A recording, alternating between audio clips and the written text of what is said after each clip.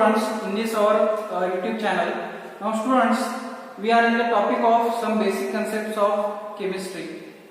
So this is the first and important chapter according to the to know the basics of chemistry.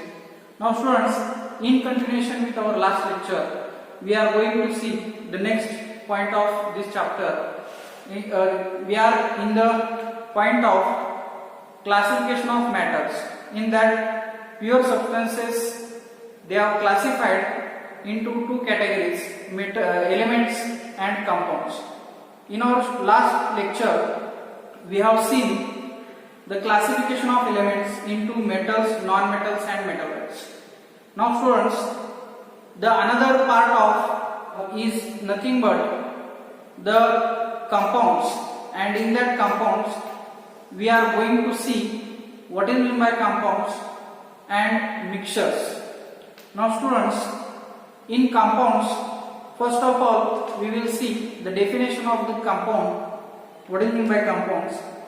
Compounds are nothing but the pure substances which can be broken down into simpler substances by ordinary chemical changes. Now students, compounds, these are two or three elements which are combined in a fixed proportion. Compounds and mixtures, these are the two different things. In mixtures have no proportion, but compounds have a fixed proportion. Now students, in compounds, the substances which are going to take participation in the making a compound has a fixed proportion. But if you look at the mixtures, in mixtures, this contains two or more substances in a no fixed proportions and may be separated by physical methods. If you take an examples of one of the compound and mixture. Compound is nothing but CaCO3, H2O, NaCl, like that. These are the examples of compounds. And if we take an example of mixtures, if we mix sand and ammonium chloride or NaCl, we can separate by physical methods. Means either by filtration or by dissolution or by different physical methods, we can separate out the two substances by physical methods in mixtures. And if you take an examples of different mixtures in our day-to-day life, mixture is nothing but, if you take an example of person in your daily life, it contains different substances which are mixed in not a fixed proportion, but the compounds are different from that mixtures. They have a fixed proportion. How? We will see here. In CaCO3, it has a proportion 1:3, and in H2O, it has a proportion 2:1. Why 2:1? The hydrogen element which is used for making this H2O is nothing but 2 and oxygen is 1. Means it has a fixed proportion. Its proportion will not change in the making of that compound. NaCl has 1:1 proportion. So these are the fixed, this has the fixed proportions. These are called as a compounds.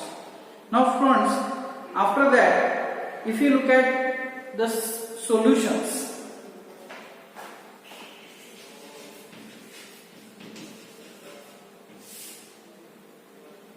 these are nothing but what we can say the compounds,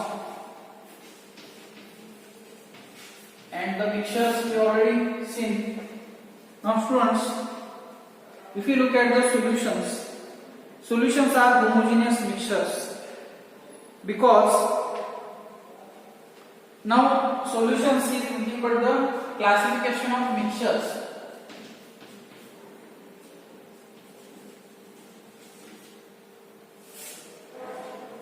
If we if you want to go detail about the mixtures, first of all we should know about the homogeneous mixtures and heterogeneous mixtures. These are the two types.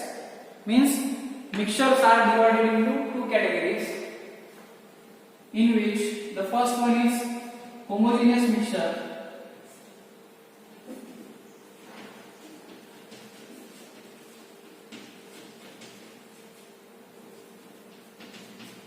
and the second one is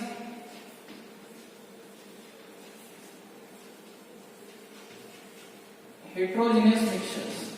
Now students, mixtures are divided into two categories, homogeneous mixtures and heterogeneous mixtures. Solutions are nothing but the homogeneous mixtures, because in the molecules of constituent solute and solvent are uniformly mixed throughout its bulk. For example, if you look at NaCl, which is dissolved into water, you will get the clear solution. Why you are getting clear solution? Because both solute means NaCl as well as solvent water, they gets mixed together homogeneously. Means with the observation you cannot say that this is the NaCl and this is the H2O molecule, because both get mixed uniformly, that we are calling it a homogeneous mixture. Now student, the second classification is that heterogeneous mixture.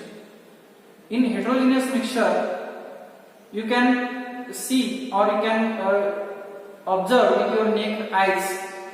In that case, you can say that this is a solute and this is a solvent, because heterogeneous mixture in which the molecules of the constituents are not uniformly mixed together in the bulk. Means you can observe where is the solute and where is the solvent, you can observe with your naked eyes. Now students, this is nothing but the heterogeneous mixture. Means in this homogeneous mixture you cannot find this is a solute and solvent, and in heterogeneous mixtures you can say, or you can with your observations you can say that this is the solute and this is the solvent. So these are the two types of mixtures. In that we have seen the first one is homogeneous mixture and the second one is heterogeneous mixtures. For example, if you take the examples of heterogeneous mixture, as we have taken the example of homogeneous mixture, like that also we can take the example of heterogeneous mixture also. Here the suspensions of an insoluble solid in liquid. This is an example of heterogeneous mixture.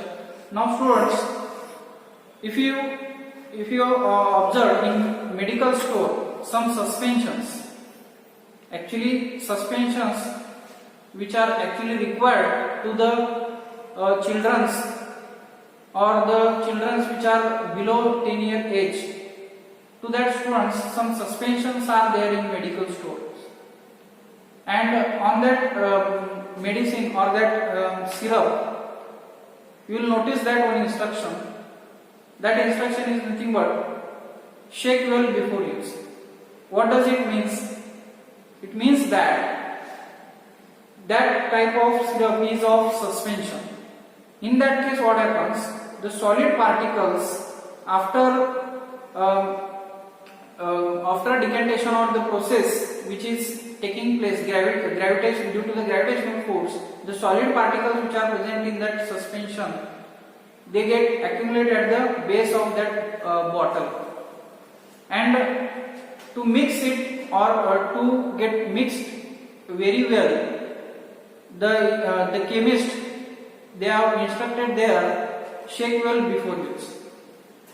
This is the reason behind that. Means for getting the better results you should shake that solution. In that case what happens, the particles, solid particles which are present in that liquid bottle or the suspension which is present in that bottle, it should get mixed very well so as to get the uniform solution. So this is the heterogeneous mixtures or if we take the another example, if you store a hard water in a glass beaker for a long time, the hard particles which are present in that hard water get settled down due to the gravitational force. This is also an example of heterogeneous mixture in which you can observe, or you can say that the particles which are not get mixed with that solvent uniformly, they are get settled down. In that case, you can take that one also the example of heterogeneous mixtures. Now students, the next point of this chapter is that the states of matter.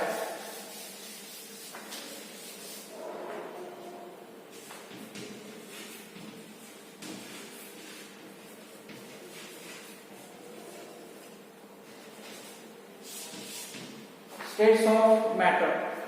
All of you have studied the different states of matter in your last standards also. Now students, you are already aware of the different states of matter.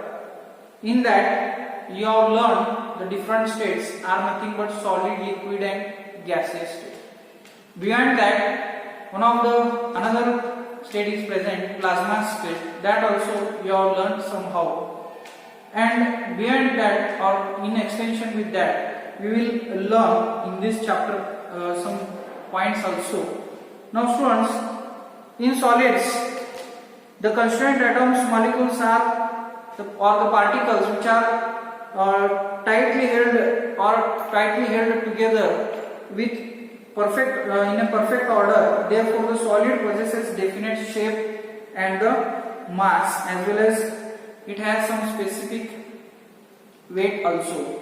Now students, in liquids, the liquids in which the particles which are slightly close together in the sense it has some gaps. Now students, liquids contains particles close to each other and they can move around themselves, or we can say that within the liquid, and where the slope is present, in that direction that liquid can flow, which is due to the less, means the force which is present in between two particles is less than that of the solids. As in solid state, the particles which are present here, they are very close to each other, and due to this there is a force is present in between them, which cannot, means the particles which cannot separate out very easily from each other. This is the solid state. But if you look at the liquid state, there is some gap in between them. So liquid can flow from one place to the another place where the slope is present. In that direction, liquid can flow. There are different properties are also there, characteristic properties. You already learned in your last year. Now students, the another state is that is nothing but the gaseous state. In this state, the particles which are present, which are very far away from each other, means there is a distance in between two particles, if you look at, is much more than that of the solid and liquid state. Now in gaseous states, students, they are very far, means they are apart from each other. And if you look at the force which is exists between two particles is very less, or there is no any force which is present in between these two particles. And due to that, we can say that if you observe in your daily life, suppose if in one place, if there is an explosion of gas will take place, then due to the flow of air to your direction, after some time you will also notice that some smell of that gas you are going to be observed in that case. Means this is due to the movement of that gas particles from one part to the another part of the room, or the outside, in the outside of the room. Means gas particles are far away from each other and there is no any interaction which is present in in the gas particles. This is the reason why the gas particles can flow from one point to the another point. So this is about what you can say the states of matter. Now students, in our today's lecture we have seen the classification of the pure substances. In that we have seen the elements in our previous video and the mixtures and compounds. That classification we have seen in our today's lecture, and this is the previous history of our lecture. Is that the mixtures are divided into homogeneous and heterogeneous mixtures. Their examples also we have seen, and after that this is the important part which is helpful for understanding the matter. It is nothing but the states of matter, and that category we have categorized into three types: solids, liquids and gases. So this is the all about in our today's lecture. Thank you very much.